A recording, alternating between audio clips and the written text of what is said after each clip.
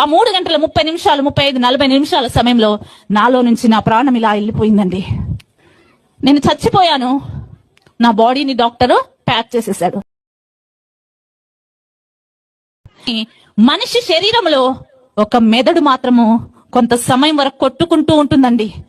చచ్చిన తర్వాత కూడా దేవుని మాటల్ని స్మరిస్తే, ఎప్పుడైతే నేను ఆ విధంగా అడిగాను బ్రెయిన్ తోనండి, డెడ్ అయిపోయిన బాడీ ఫంక్షన్ అవుతున్న బ్రెయిన్, యేసయ్యా నన్ను బ్రతికిస్తే నేను నీ కోసము బ్రతుకుతానన్నాను. ఇప్పుడైతే అడిగాను, అదే క్షణంలో నా బాడీ ఉన్నది ఆ రూమ్ లో, కిటికీ ఉందని చెప్పానే, ఆ కిటికీలో నుంచి నా యేసయ్య గొప్ప వెలుగు రూపంలో వచ్చి కట్టిపడేసి ఉన్న నా బాడీ మీద ఆయన హస్తాన్ని పెట్టాడు. నా దేవునికి మహిమ కలుగును గాక. హల్లెలూయా.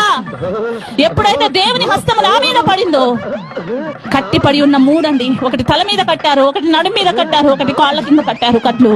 ఆ 3 మరణ బంధకాలు తెగిపోయినాయి. నా దేవునికి మహిమ కలుగును గాక. హల్లెలూయా. ఆ కరెంటు తాకినట్టు నా శరీరానికి తాకి నా బాడీ పైకి ఎగిరి బెడ్ మీద పడ్డదండి. ఎప్పుడైతే అట్లా ఎగిరి బెడ్ మీద పడ్డదో ఆ 3 కట్లు ఓపెన్ అయిపోయాయి. నాలోకి ప్రాణం వచ్చింది. అగరబత్తి కాదు, ఏది నోటుకొస్తే అది మాట్లాడక